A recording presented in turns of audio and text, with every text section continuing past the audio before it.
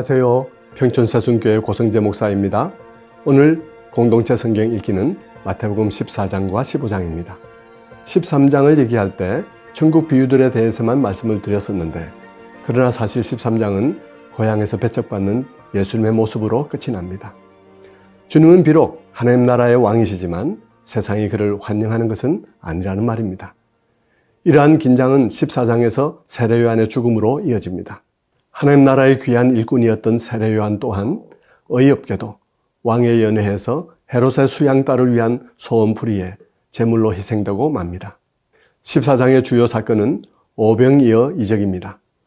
세례 요한이 죽었다는 소식에 한적한 곳으로 잠시 물러나신 주님은 걸어서 거기까지 찾아온 무리들을 불쌍히 여기시고 그들 중에 병자를 고쳐주십니다.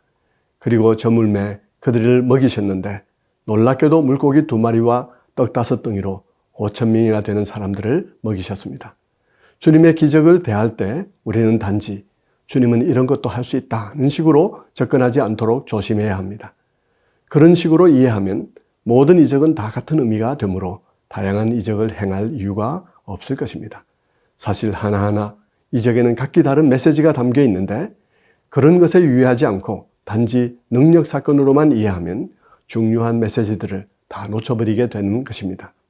여기서도 오병이어의 이적은 물론 능력의 사건이지만 그러나 출애굽 당시 조상들이 광야에서 만나를 먹었던 것과 관계됩니다. 당시 이스라엘은 하나님이 공급해 주시는 만나와 메추라기를 먹었었는데 지금 광야에서는 예수님이 친히 떡과 물고기를 먹이시는 것입니다. 오신 그분이 그 옛날 광야에서 만나를 내려주시던 그분임을 암시합니다. 이어서 주님이 풍랑 위를 걸어오신 기록이 나옵니다. 이 이야기도 역시 우리 주님은 물 위에도 걸을 수 있어 라는 식으로 이야기하려는 것이 아닙니다. 여기에도 누군가를 향한 메시지가 담겨 있는데, 첫째는 주님은 바람과 파도도 복종하는 하나님의 아들이라는 것이고, 둘째는 주님의 말씀에 순종하여도 폭풍을 만날 수 있다는 것입니다. 그리고 셋째, 주님은 비록 멀리 계신 것 같아도 가까이 계시며 우리가 처해 있는 상황을 실시간으로 알고 계시고 개입하셔야 할 정확한 시간을 아신다는 것입니다.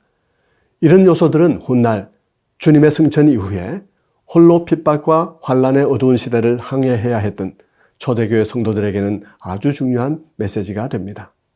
예수님의 명성과 영향력이 점점 더 커지자 예루살렘 지도자들은 사태를 파악하기 위해 갈릴리로 사람을 파견합니다. 파견된 그들이 문제 삼는 것은 제자들이 먹기 전에 손을 씻지 않는다는 것이었습니다. 위생 문제를 말하는 것이 아니라 제의적인 문제, 즉 종교적인 의미에서 정결치 않다는 것입니다. 이런 규칙들은 사실 사람들에 의해 추가된 것인데 그들은 오히려 그것으로 하나님의 말씀을 어기고 있었습니다. 그들의 비난에 대해 예수님은 너희는 왜 전통을 가지고 오히려 하나님의 뜻을 거스르냐고 묻습니다. 무엇이든 하나님께 드림이 된 경우 달리 사용할 수 없다는 전통을 교묘하게 악용하여 부모 공양의 책임을 벗어던지는 모순을 지적한 것입니다. 주님은 그들이 마음은 하나님께로부터 멀면서도 말로는 그럴듯하게 하나님 얘기를 하고 있다고 비난하면서 사람을 더럽게 하는 것은 입으로 들어가는 것이 아니라 사람의 속에서 나오는 것이라고 말씀하십니다. 그 다음 사건은 우리를 매우 당혹스럽게 하는데요. 귀신 들린 딸을 치유해달라고 간청한 한 가나안 여인에게 주님은 자신은 이스라엘에 잃어버린 양 외에는 다른 데로 보냄받지 아니하였다고 하면서 자녀의 떡을 취하여 개들에게 던짐이 마땅치 아니하다 하고 너무나 냉정하게 대답하신 것입니다. 이 말을 들을 때 우리는 너무 충격적이어서 우리 주님이 이런 분이었나 하고 귀를 의심하게 됩니다. 그러나 이것은 사람의 속을 아시는 주님께서 그 여인 안에 있는 말할 수 없이 위대한 믿음을 제자들 앞에 드러나게 하기 위하여 짐짓하신 말씀이었습니다. 주여 올소이다마는 개들도 제 주인의 상에서 떨어지는 부스러기를 먹나이다. 이 이방 여인에게서 뿜어져 나오는 위대한 믿음은 하나님 나라가 이방인에게도 활짝 열려 있음을 보게 합니다. 이제 이런 점을 염두에 두고 14장과 15장을 읽어 나갑시다. 제14장.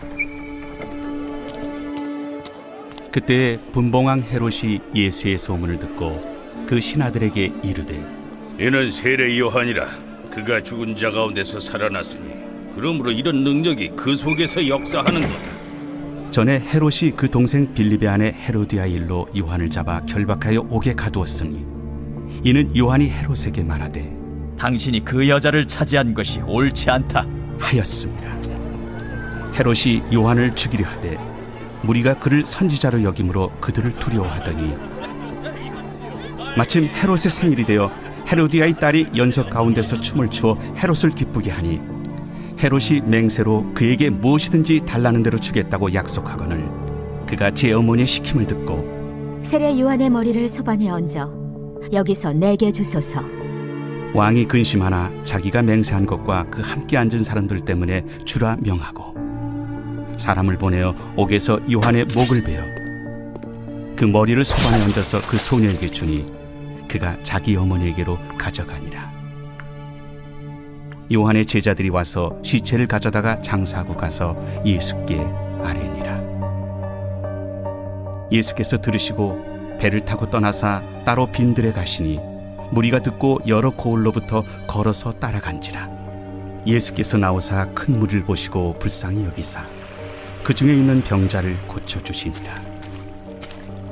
저녁이 되매 제자들이 나와 이곳은 빈들이요 때도 이미 저물었으니 무리를 보내어 마을에 들어가 먹을 것을 사 먹게 하소서.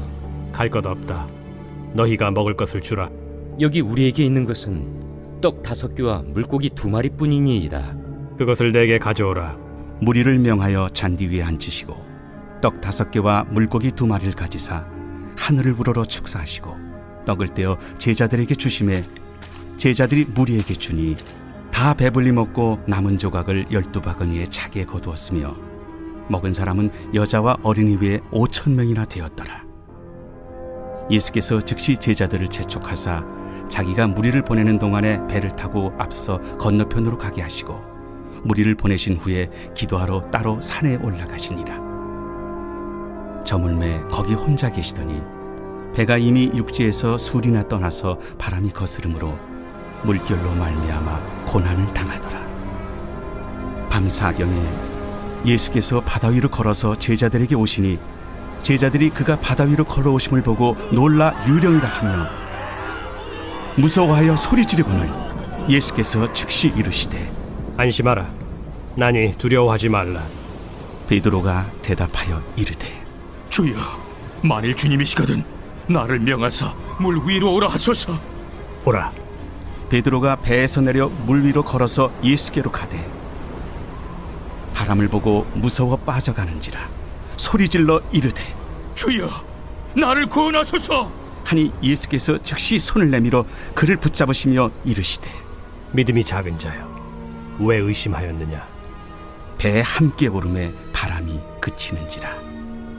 배에 있는 사람들이 예수께 절하며 이르되 진실로 하나님의 아들이로소이다. 그들이 건너가 게네사렛 땅에 이르니 그곳 사람들이 예수이신 줄을 알고 그 근방에 두루 통제하여 모든 병든 자를 예수께 데리고 와서 다만 예수의 옷자락에라도 손을 대게 하시기를 간구하니 손을 대는 자는 다 나음을 얻으니라.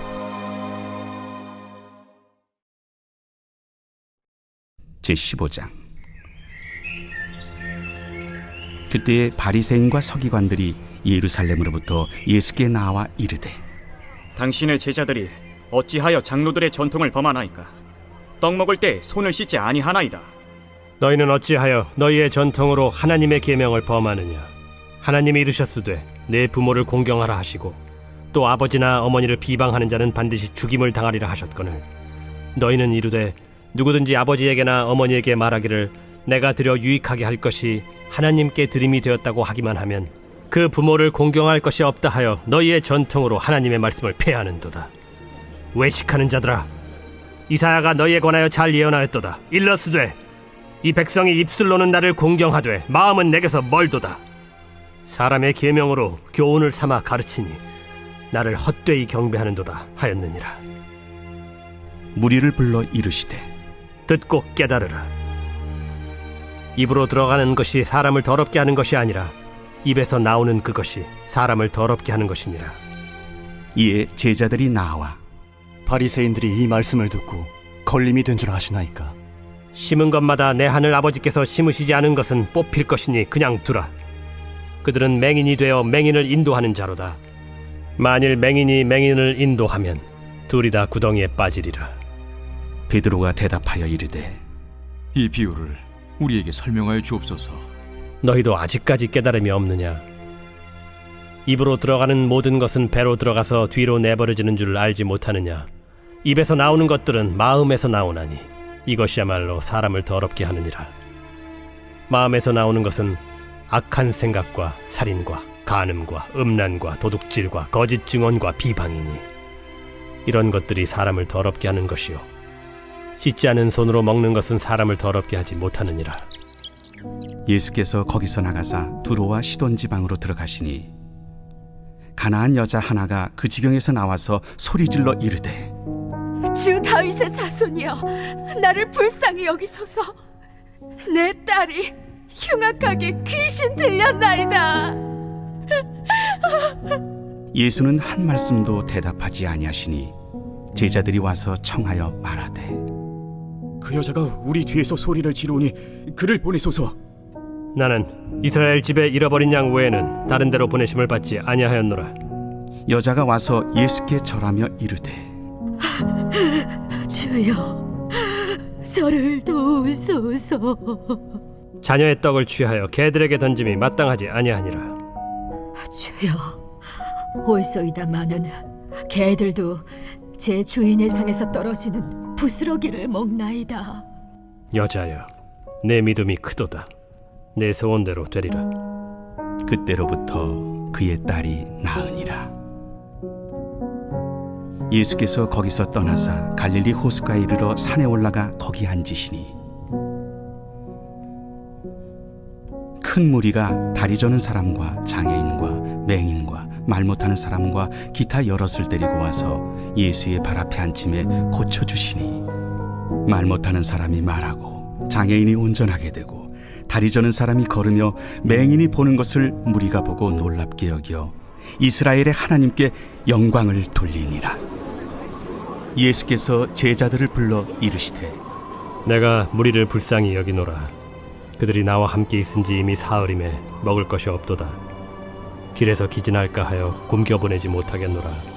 광야에 있어 우리가 어디서 이런 무리가 배부를 만큼 떡을 얻으리이까? 너희에게 떡이 몇 개나 있느냐? 7개와 작은 생선 2마리가 있나이다. 예수께서 무리에게 명하사 땅에 앉게 하시고 떡 7개와 그 생선을 가지사 축사하시고 떼어 제자들에게 주시니 제자들이 무리에게 주매 다 배불리 먹고 남은 조각을 7광주리에 차게 거두었으며 먹은 자는 여자와 어린이 외에 4,000명이었더라. 예수께서 무리를 흩어보내시고 배에 오르사 마가단 지경으로 가시니라.